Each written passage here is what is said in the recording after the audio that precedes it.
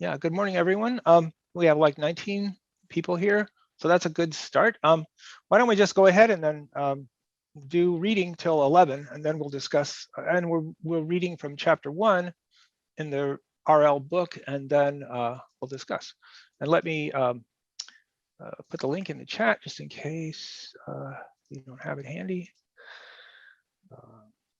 This is the link to the book there, and we'll read chapter 1 and discuss at 11.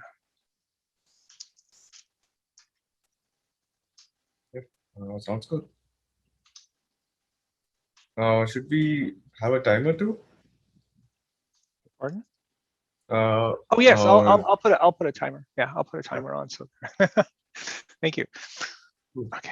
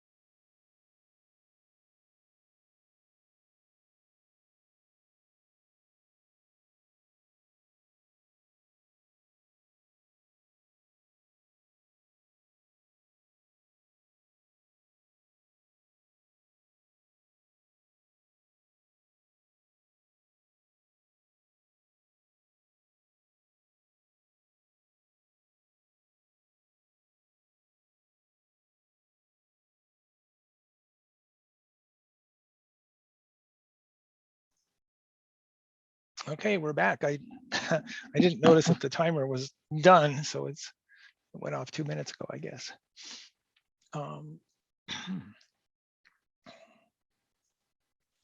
So hopefully people were able to get through much of this chapter.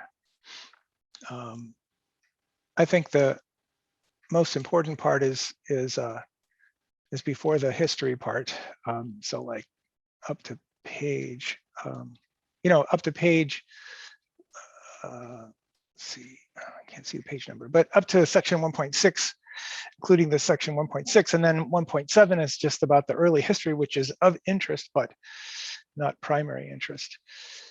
So shall we just, so I guess we could just go through the first part of the chapter then. Does anybody want to make comments or anything?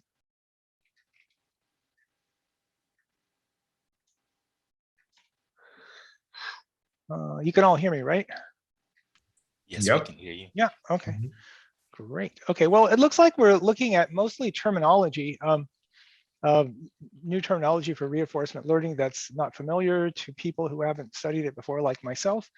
But you start to see the use of terms like agent, policy, value, reward. Those are the main terms that we're seeing here.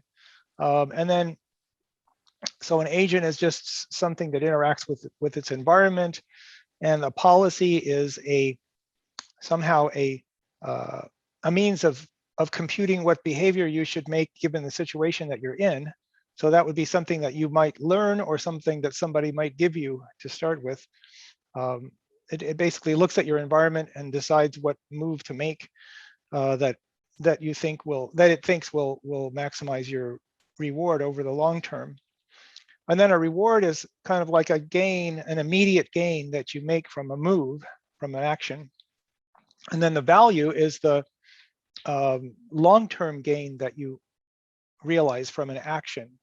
So he says that that the value is the most important, is the central focus of reinforcement learning, because that's what you're trying to do, and you're trying to maximize your long-term reward, sort of like the integral of your rewards over time.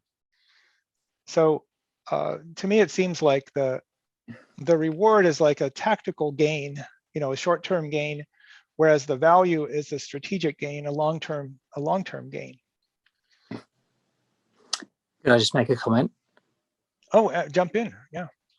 Yeah. Hi. So, yeah, I think, generally speaking, the value is normally considered, at least in the early examples, a function of the state rather than the action. Although I think that later on you do come across methods which define the value in terms of the state and the action. But I think generally, yeah, the reward would be a function of the state and the action, and the value is often initially a function of the state rather than the reward, as you said, I think. Okay, so that means that when you calculate the Rather than the value, action. you're thinking, sorry, when you're calculating the value, you're thinking, given the board, the situation in the game or whatever, the situation, the state in the environment, the value is like, what's my is related to like, what's my probability of winning in the long term?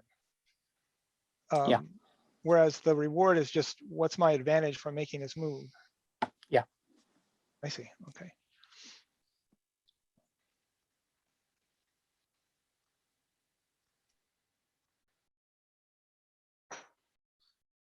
Let's see. He talks about what is he? There's two methods he talks about: the evolutionary method, and I forget what he calls the other method, where there's one method that tries to learn the value function, whereas I forget what he calls that method. And then the other method where it doesn't try to learn the value function, but it just tries to move in that space and move uphill in that space. And he talks about evolutionary methods as, he mentions a few of them. The genetic algorithm. Then there's evolutionary methods that he talks about. And I'm familiar with genetic algorithms, and I'm familiar with simulated annealing. These are methods of climbing uphill when you don't know the function that you're trying to maximize. And he says that these methods, these evolutionary methods, aren't useful, haven't proven to be useful in reinforcement learning as methods where they explicitly try to find the value function. I'm trying to find that place where, here it is. So and here's where he talks about it. Most of the reinforcement learnings we consider in this book are structured around estimating the value function, but it's not strictly necessary to do this to solve reinforcement learning problems. For example, solution methods such as genetic algorithms, genetic programming, and simulated annealing, and other optimization methods never estimate value functions.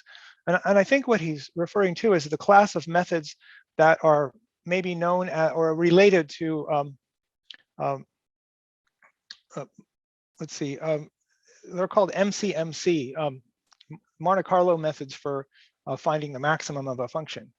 Markov chain Monte Carlo, that's what it's called, MCMC. These methods are all related to that, where you're trying to maximize a function that you really don't know yet.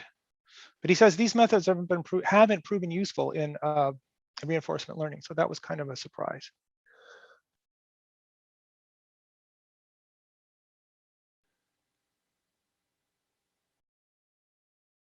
Well, he says that, I guess he says that in some cases they're useful, but he doesn't focus on those in this book.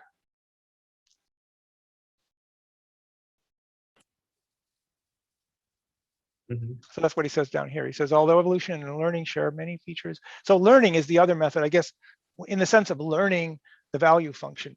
So I think he's focused on, so he's comparing two different ways of solving reinforcement learning problems. One is through evolution and one is through explicitly trying to learn the value function.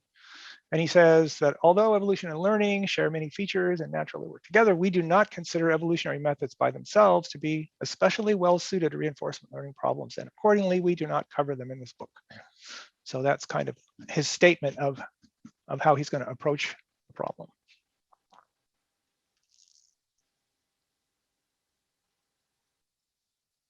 Now, just to add though, in the difference between reinforcement learning and evolutionary methods will be like in reinforcement learning, if you're using model-based approach, then at each episodic step, your agent might get a reward and might learn from it and try to adjust your policy. Whereas in evolutionary approaches, they are treated as a single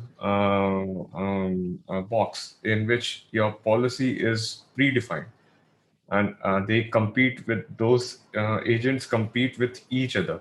So after a set number of intervals, those policies are evaluated based on a reward function, and whichever has the highest is taken is replicated and taken to the next stage. So that's the difference between ES and RL strategies, and this book prefers the RL. Yeah, he did mention that the evolutionary strategy doesn't learn from the individual steps that it takes. It only learns a policy as a whole. That's what you're saying there, right? Yep. And I guess that there might be a disadvantage in that the evolutionary strategy requires you to try out many times each different strategy in order to get an estimate of its expected value. I think maybe the way I'd put it is it's I mean, both algorithms are learning from the steps, but it's that the reinforcement learning algorithm kind of learns as it goes, whereas the evolutionary algorithm only evaluates sort of at the end of the game or at the end of the episode. Okay, so that's kind of like, it kind So of it's the brings to mind, interactivity. yeah. It kind of brings to mind stochastic gradient descent versus gradient descent, where stochastic gradient descent, you get an update immediately after each example, whereas gradient descent, you have to wait to evaluate the entire training set in order to get an update. Yeah, I think also interaction is key because the point is the reinforcement learning algorithm may, by making choices, it's kind of changing the environment and it's learning from its experimentation as it goes. Perhaps it's getting more rapid feedback, as you say.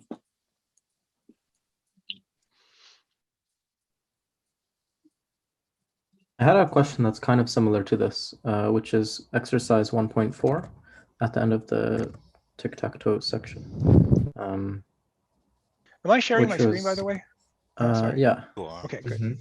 So you can see exercise 1.4.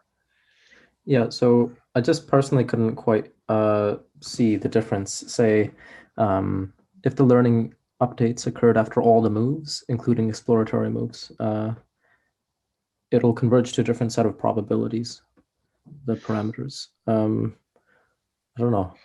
Yeah, I felt the same way. I looked at, I read the section. This is probably the key part of the whole chapter is these 4 exercises or 5 exercises. And I felt like I didn't really, like I didn't know how to really think about these. They felt really squishy and I couldn't really maybe get my hands around it. Maybe we could start by considering these one at a time and see if we can come up with anything. So would that be okay? Would that be okay with you? Yeah, I don't mind doing that. Yeah. Yeah. So let's go ahead and start with exercise 1.1, self-play. Suppose instead of playing against a random opponent, the reinforcement learning algorithm described above played against itself, with both sides learning. What do you think would happen in this case? Would it learn a different policy for selecting moves? Personally, I think this is dependent on how it updates its weights. It could get, like, it depends how quick the opponent learns and whether or not the weights are set to converge. I feel like it might learn too much on the beginning moves of the opponent if it's set incorrectly. But I think it's the keystone here is how quickly the weights are changed. By weights, I mean the parameters. Sorry, I'm thinking in terms of neural networks now. Yeah. How quickly the probabilities are changed. Yeah, I feel like I would be able to get my teeth into this problem if I had a mathematical model of what it does, and I don't really have that in my head right now. So, I mean, you would think that if it's playing against, and instead of playing against a random opponent, it's playing against itself with both sides learning, you would think it would learn faster. It would come up with the right strategy faster. Yeah, if I may, the strategies would be different. So the initial premise here was that our opponent doesn't make he makes mistakes, right? Because in other cases, tic-tac-toe wouldn't be it's always leads to a draw, right? So in case of self-play, I believe we are supposed to converge to this optimal, in terms of game theoretic, optimal solution when we never win, right? Because in tic-tac-toe, the correct, if both players play do the right moves, then no one ever wins. And in case of self-play, if it goes successfully, we will converge to this minimax or maximin solution in game theoretic optimum when no one wins. So you're saying that if you played against a random opponent, you wouldn't converge to the same solution? Yeah, so the idea in this example, that this random opponent, he doesn't always do the right Yes. moves. Mm-hmm. And what our algorithm, what our agent learns is to exploit these mistakes our opponent makes to win the game. Oh, okay. So this agent is going to win most of the time, or is going to try to win. But then you're saying that in the case when you're playing, when you're in the case of self-play, both agents are going to learn the optimal strategy, and in that case, they're going to both learn how to draw against each other. Yeah, because it's where we will have this equilibrium point, max-min equilibrium point. Yeah, I'm not familiar with maxi-min or mini-max, so I looked it up briefly, but do you have a good understanding of what this means, this maxi-min strategy, mini-max strategy, that he talks about? Anybody? So in minimax, I think the assumption is that your opponent is always trying to maximize some utility, and that way the agent tries to search for a solution in the search tree that accounts for the agent being super intelligent and always trying to win you. So he's trying to maximize something, and you're trying to minimize his. He's trying to okay. He's trying to maximize his performance, and you're trying to minimize it at the same time, or something like that. Okay. So now I think we've answered 1.1, right? It would learn a different policy for selecting moves, according to what Arto said, right? I think another possibility could be it tricks the other person by first learning a few moves for it to assume, like say it plays 3 crappy moves on purpose, and then this kind of tricks the other one, and then it plays as usual. Although I don't know if tic-tac-toe, it's probably, you don't have a huge solution space for this. Well, they do. Its strategy does include playing crappy moves on purpose, right? I mean, it every once in a while it doesn't select the best move. So if you're playing against yourself, suppose that you play by picking a random position each time you play. That's your policy. So then you play against yourself, so you're going to pick a random position. So basically, you got random, right? I mean, and so you're going to get. I don't know what you're going to get, but it's kind of basic. So that's one opportunity. That's one possibility. Is that your policy? So basically, when you're playing against yourself, I mean, I've played chess against myself at times. One many moons ago, and it's not much fun, right? Because yeah, but I don't think you're playing random, because if you play a random strategy and you play against yourself with a random strategy, then nobody's going to learn anything. Well, yeah, that's the point. But I think he's talking about here where you play against yourself, where you're both trying to learn, versus playing against a random opponent, versus playing against an opponent who just plays random. All I'm saying is that what if there's nothing to learn? What if it's random? You're assuming that there's something to learn, like you're winning the game. But if you're playing against yourself, I don't know. I mean, I guess. Unless you had some pre-existing knowledge, where are you getting this information from? Just from an information theoretic point of view, where's it coming from?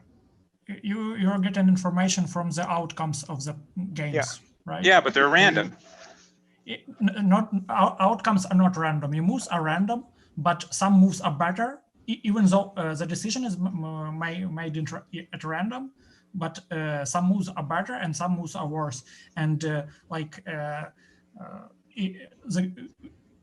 doesn't matter how you choose. The good decisions lead to a good solution, to a win, and bad decisions lead to a losing game.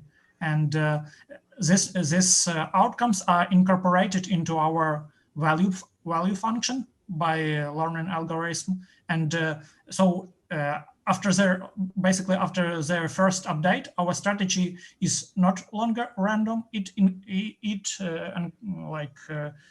accounts for the outcome of the first game, right? So now we are not quite random, and in this way we will converge to some better solution. I guess all I'm saying is look at it from the outside, right? So player A has a sequence of 0, 1, 0, and -1s associated to it, whether it wins or loses. And I guess the negative of that is the player B. So if you look at that, are you saying that if you play yourself with no information that you're going to end up, I don't even think you'll end up with the 0s and the 1s, you know, either you win or you lose most of the time. I think you'll end up with 1s and -1s half the time. That's my conjecture here. I don't really know if it's true. Hey. Oh, you know, the reinforcement learning has cracked chess and also Go. So without knowing anything, it can start playing a game of Go, and it can learn the game of Go and so fast that it can I think it's within the same day it can beat the world champion, starting from 0. You should also remember that we have a goal, right? There is a goal. Okay, I see. So you're saying there's a goal, and that the game has rules. So between the rules and the goal, there's some opportunity, if you do unsupervised reinforcement learning and you play yourself, that you might converge to a policy where at the end of the day, you'll have 0s and 1s, and you'll have almost all 0s and 1s in your results array after a million games. I think I mean, you're learning by trial and error, and you're remembering you're building up like a big table of what moves in what situations get eventually led you to a win, and then you're building up a sort of database of experience. You're at the beginning, when your policy is initialized, you're just really trying things randomly. But as you learn what works, you do that more often, and that's how you build up your policy. Okay. So the only thing is it might take, well, I don't know, actually. Yeah. Okay. That makes sense. I mean, I kind of see what you're saying. It'd be interesting to run a sim. I guess with that code that the guy published last week, you could probably run a simulation and play yourself and see what happens. Which code are you talking about, Alan? There's a guy who published on a link, which is actually it has code for all of the, I don't know about exercises, but for each chapter in Sutton Bartow, it has on GitHub, it has a bunch of code. And I looked at the first one, which was the tic-tac-toe, and it looked pretty interesting. I didn't run it because I didn't have time, but it looked pretty cool. Oh, thanks. So it's just the GitHub site for the Sutton and Bartow book? Yeah, for some of them, some of the exercises, not some all. of them. Okay, I didn't look at all of them. I just did the first one. So can somebody put that link into the not just the chat here, but into our it's already into our there. Slack? Okay, great. Yeah, it's in the Slack. Thank you. That's terrific. Yeah, and it's in Python instead of Lisp. Oh, good. Yeah, I saw your post about Lisp, and I thought, I don't want to learn Lisp. Yeah, that's I know there's a lot of people who think it's great, but it's Okay, so are we pretty much confident that we've pretty much discussed exercise 1.1 and have a good idea, right? Okay, let's move on to the next one then, exercise 1.2. So here he's talking about taking advantage of or not taking advantage of symmetries on the board. Many tic-tac-toe positions appear different, but are really the same because of symmetries. How might we amend the learning process described above to take advantage of this?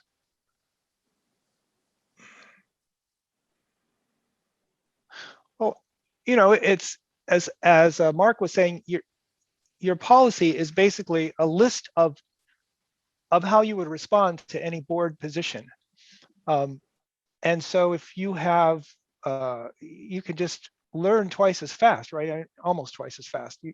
You have an answer. Once you get an answer to one position, then you have an answer to the symmetric position. So you would learn twice I as slightly fast. disagree with this. Okay. It depends if the opponent has like a bias towards his bad play. Like if he's biased in a specific position to always do something, then you won't learn twice as fast. You just won't learn as well, because you're going to unlearn specific positions. So if the opponent is unbiased in his poor plays, then I agree that you could learn quicker. So if you're playing against a random opponent, for example, which was the first case, right? Well, that would be unbiased, so it would be quicker. Yeah. Okay, so that's a good point. So if you're playing against a random opponent, then this would be a quicker way to learn your strategies, because random opponents are unbiased. But if you're playing against, you're saying that if an opponent has already learned some kind of a bias, that he or she doesn't play the symmetric situations the same, even though they are symmetric. And that's my intuition. I don't know. I see. Like, that's a good point. Yeah, but the random opponents doesn't mean there will be no bias, right? Yes, it does. They would play, if they're playing randomly, then each pair of symmetric situations would be played the same way. Yeah, I mean, random persons may not be random in bias, because they have a preference to play closer than maybe goes across people, right? Random just means that the probability of any move is the same. Yeah. It is random system, but not random people. Doesn't matter the people. Well, it's just the okay. Well, even if you do one person versus many different people, if in overall it has a bias, then I think it's not as good. I think we agree with that. In what ways would this improve the learning process? I think we discussed that. If it's random, if there's no bias, then you would learn faster. Now think again, suppose the opponent did not take advantage of symmetries. Wait, suppose the opponent did not take advantage of symmetries. In that case, should we? So is that what you're saying, Pete, that if the opponent somehow didn't?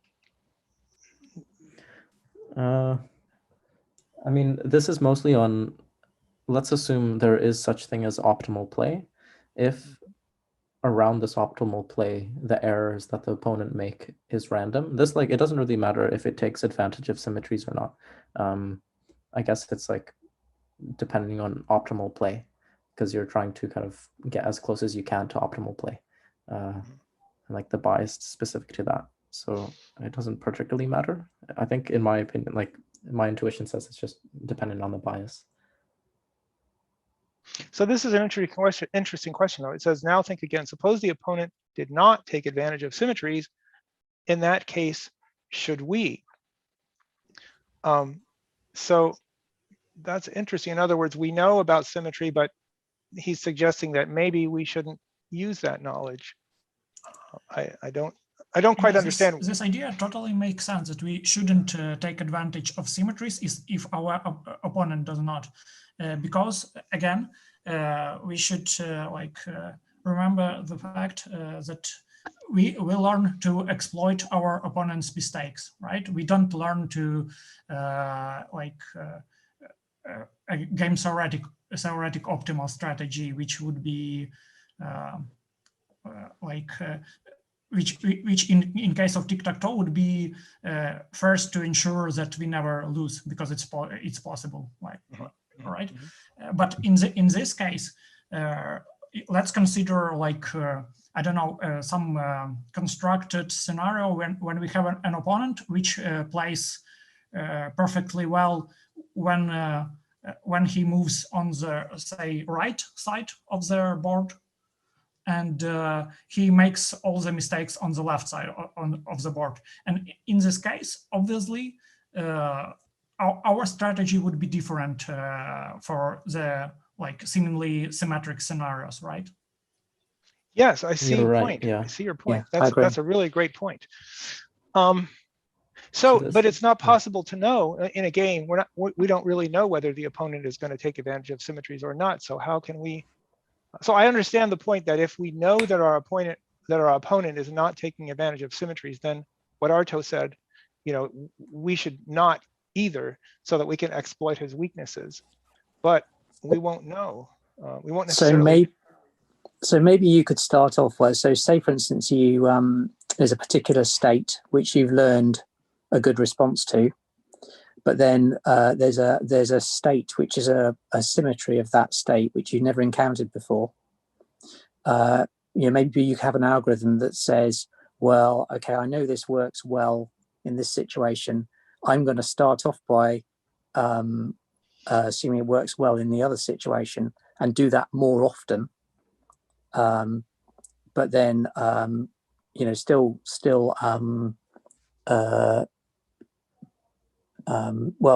guess still take notice of situations where the opponent does behave differently, I guess.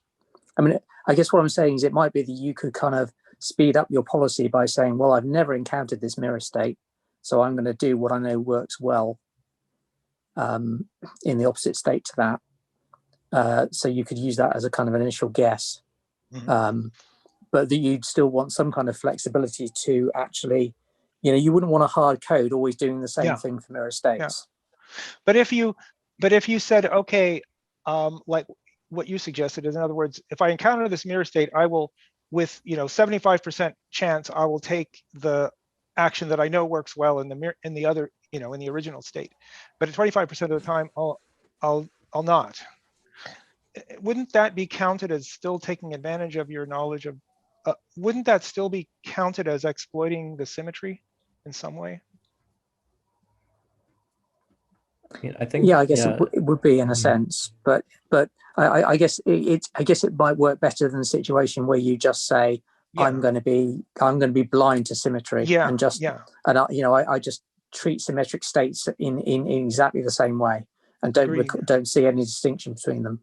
Agreed. So this might be an approach where if you don't know your opponent's strategy, whether he or she is taking advantage of symmetry or not, then what you said might be a good way to work, where you say, okay, I'm going to take advantage of symmetry 75% of the time, or whatever you decide, and then the other 25% of the time I'm going to leave it open, just in case there's something to learn there. I mean, another possibility is just because there are going to be states you've never encountered at all. So if you encounter a state for the first time that's a mirror of previous state, you could say, well, I'm just going to do what has worked well in the mirror state before. But then once you start building up experience of that other state, then you could use that. So it might be, because what you're trying to do is you're building up a kind of average experience, an average value of being in a particular state, or what you might do in that state. And before you've ever encountered that state, you don't have anything. You just have to do something random, right? Mm-hmm, mm-hmm. Or take a default move. So I guess I'm sort of saying that it might be that there's a value really just in the situation where you've never encountered that state before, but after that, you just work in the normal way. Yep, I agree, and it totally depends upon how you curate your algorithm with respect to the exploration versus exploitation. And this totally would make sense in some of the cases, but I'm a bit kind of skeptical here since I don't think so in the approaches that AlphaGo and the other board games that they use symmetry as one of their basis for having the convergence or playing against the opponent that can win. So I was a bit skeptical there. It'd be interesting to take, like, if you have the engine, a game engine like this, and or maybe they have it in the GitHub site, you could try playing against yourself, where one version of you takes advantage of symmetry and the other one doesn't, and then see what happens. Yep, true. But in the researches with the DeepMind and others, I haven't seen any of the symmetrical approaches that were favored, as opposed to the purely uh,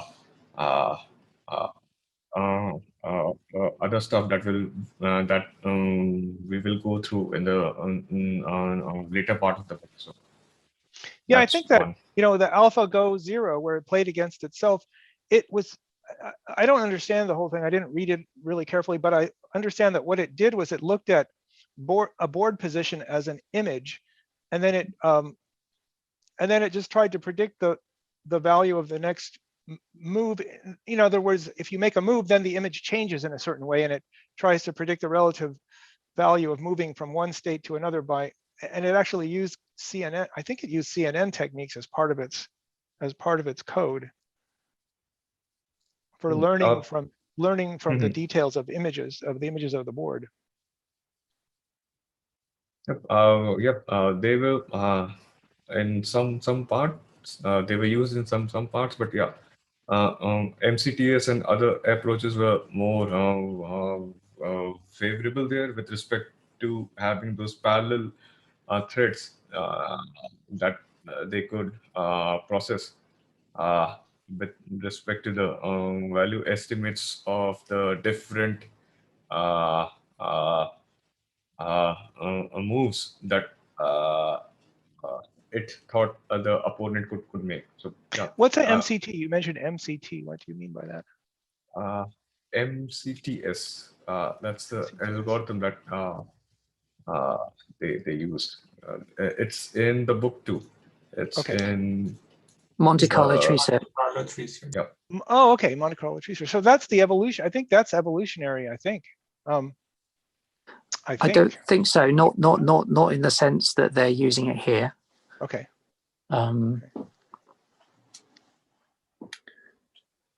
So shall we move to 1.3? I can't seem to get it. I can't seem to get it on. Let me see. Move this out of the way. I want to get it in our field of view here. But if I scroll down, there should be an option to change the scrolling type so that when you scroll, it could go between pages. Okay, let's see. I don't know where it view is. Under view, it says tools. No, that's not it. Show or display, page display. Enable scrolling. Yeah, right that's the one I think. That's it. Okay. So now we can scroll. That's better. So looking at exercise 1.3. Well, here it is.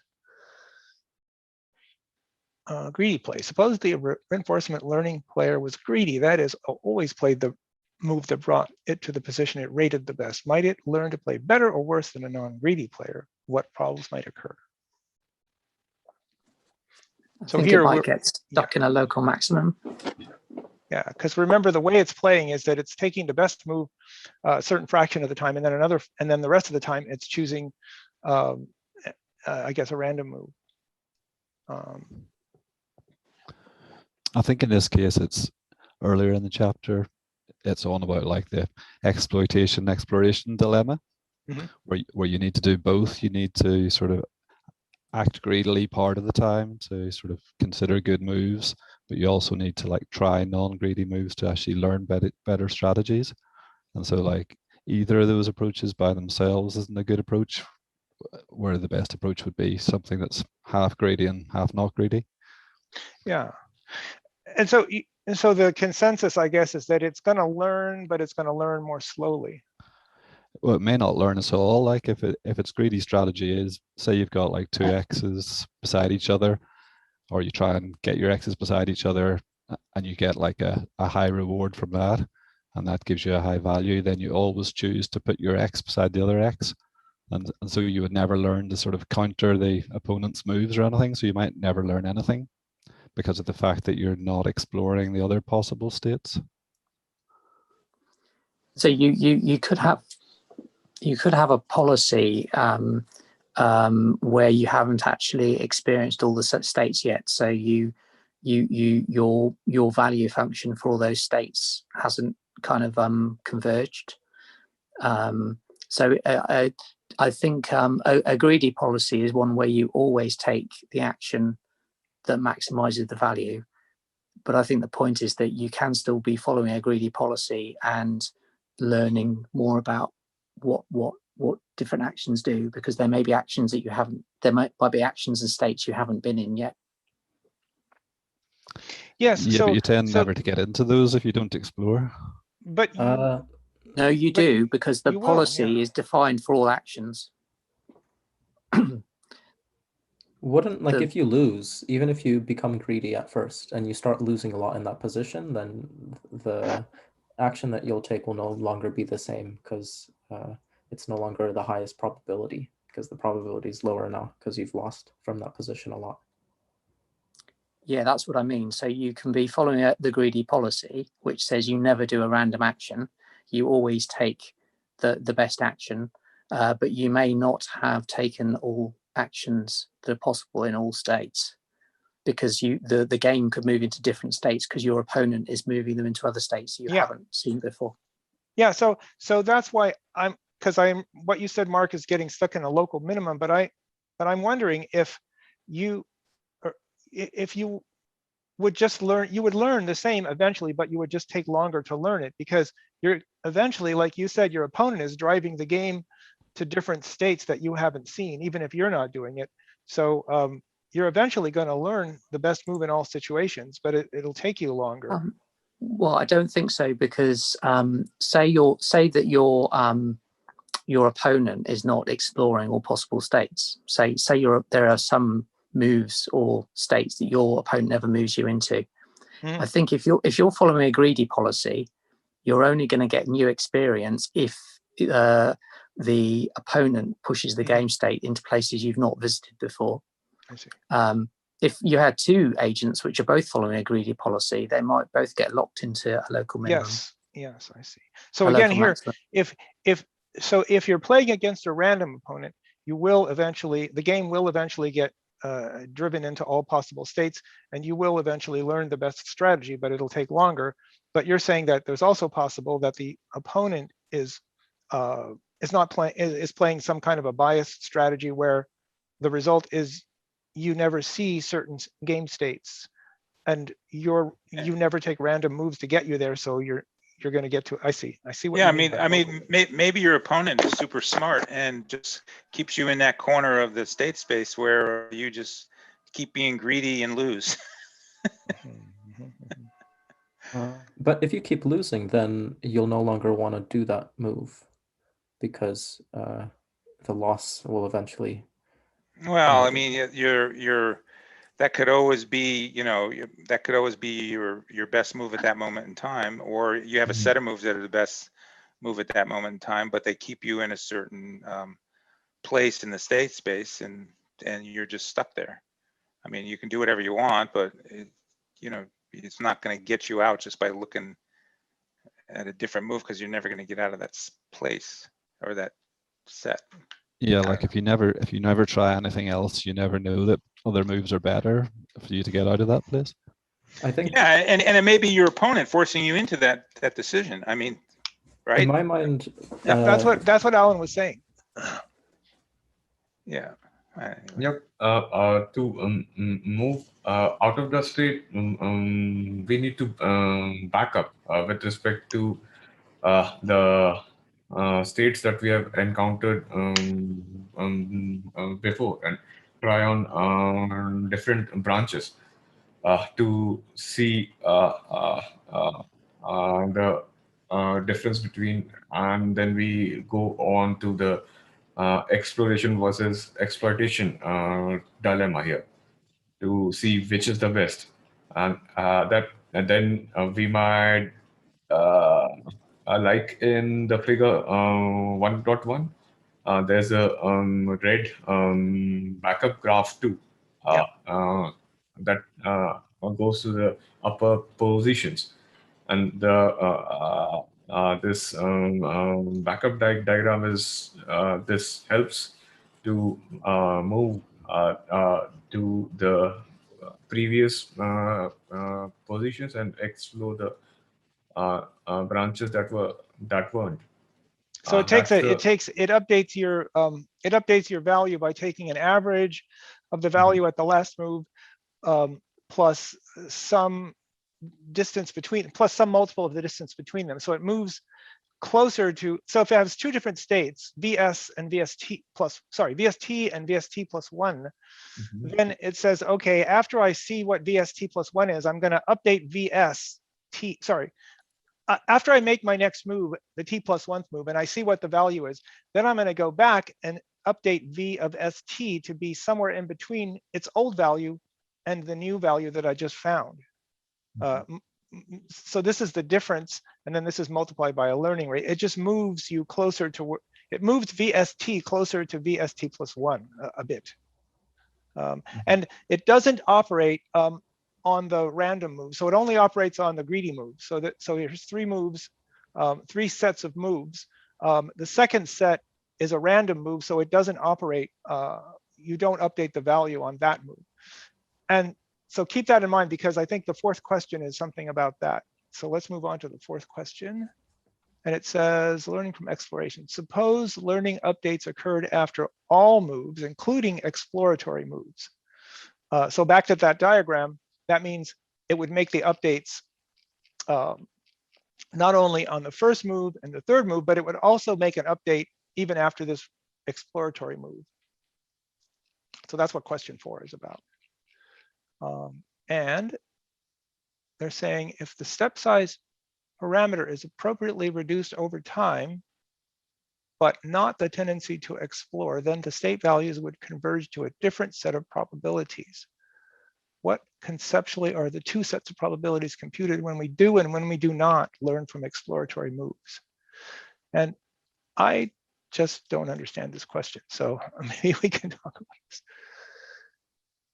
It's making the claim that if you update the value even after exploratory moves, then you get different set of probabilities, which I can accept that. It makes sense. I don't necessarily believe it, but I mean, it sounds like it makes sense. And then it says, what conceptually are these 2 sets of probabilities when we do and when we do not learn from the exploratory moves? And I don't understand the question, actually. What conceptually are they? So I think we can start with just thinking of why don't we want to, like at the beginning, why didn't we updated the value of, like why didn't we do the learning step on the exploratory move? And that is because we don't want, like, it would basically be an update with kind of not the best value, right? We expect it wouldn't be from optimal. this state. Yeah. So so I think this this understanding can be like a starting point for yeah, like realizing the difference between learning from exploratory moves and not learning from exploratory moves. So so when it turns out when we learn from the exploratory moves, in this case, we incorporate the information, some like a fraction of the value we expect from some not the best moves into the value of the current state, right? So that would be probably like lowering its value we learn, right? And so you're saying if you learn from an exploratory move, then there's the chance that that move was a bad move, and that you've sort of damaged your table of values or whatever. Yeah, I think that so yeah, the way this is formulated, the value function is a function of the state. So it's kind of an average of the long-term expected reward based on you know, an average set of actions that you might take in that state. So if you include the random ones, you're factoring in some poor moves. I actually didn't know the answer to this, but I did look it up, and that was one of the things that there was an answer on Stack Overflow, I think, and they were saying that in one case you're really estimating the value of the optimal policy. That's the way they recommend doing it, and if you include the exploratory moves, you're really estimating the value of a policy where you make some random moves.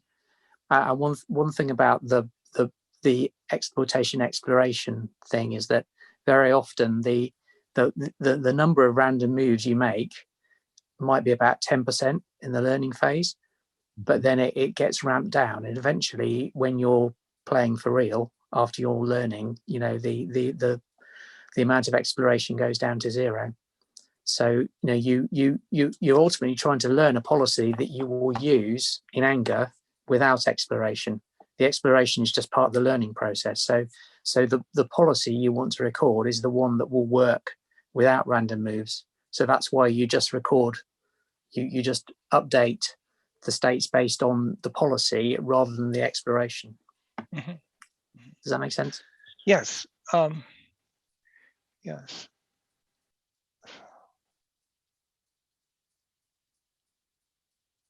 Yeah, so if you blindly change the value given an exploratory move, then you're in some sense messing up your value table, right? Yep, the policy space. Yep. But it helps in finding optimal paths down the road. If we talk about this Mars rover, for example, and their exploration might have a better impact on the environment dynamics as opposed to finding the optimal with respect to finding the optimal path.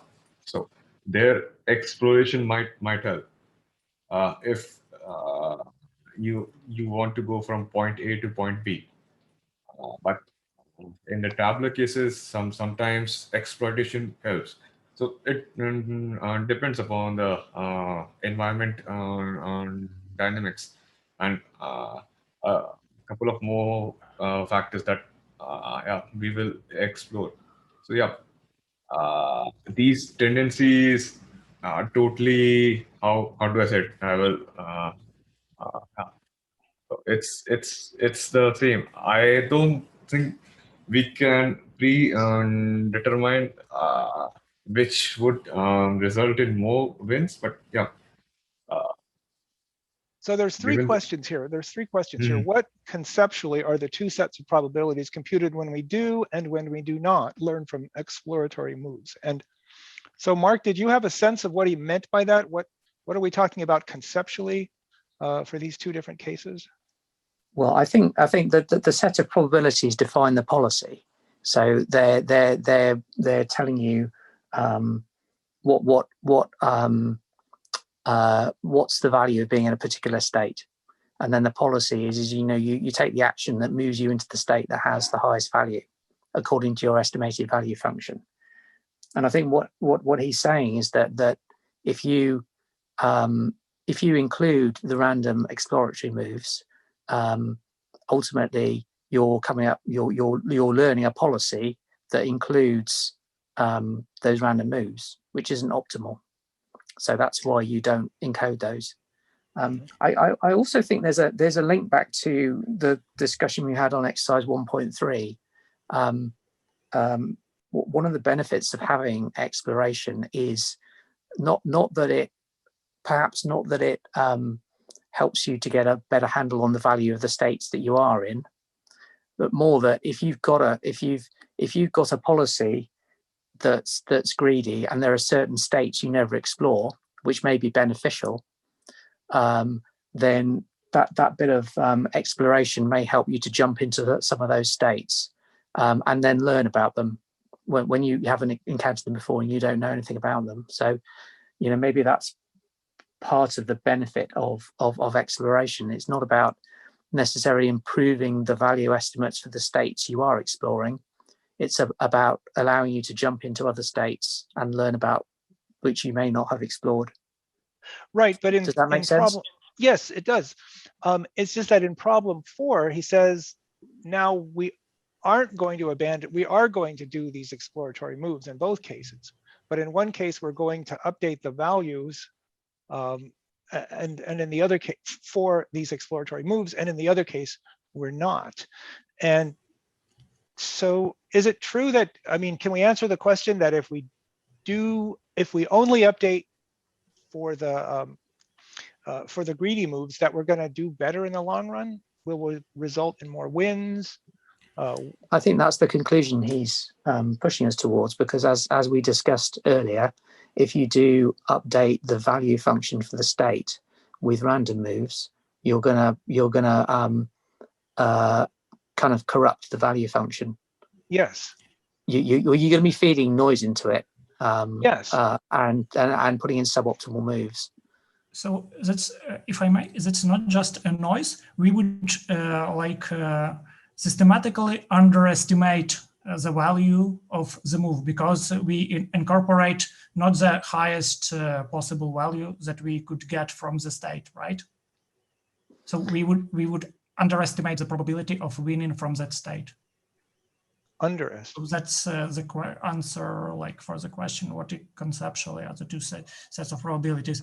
In one case, we learn the real probabilities of winning from the state. In the second case, we will underestimate the probability of winning from the state, because we incorporate the value of not optimal moves. So why do you say underestimate? Because we are, when we update the value, we are increasing it, right? Because it's always moving between, we're always, according to this equation, we're always increasing the value by moving it towards the, well, no, that's right. Sometimes it decreases, right? We're moving the value towards the latest value. Sorry, we're retroactively moving the value at S of t closer to the value at S of t plus 1. And that might be either increasing or decreasing.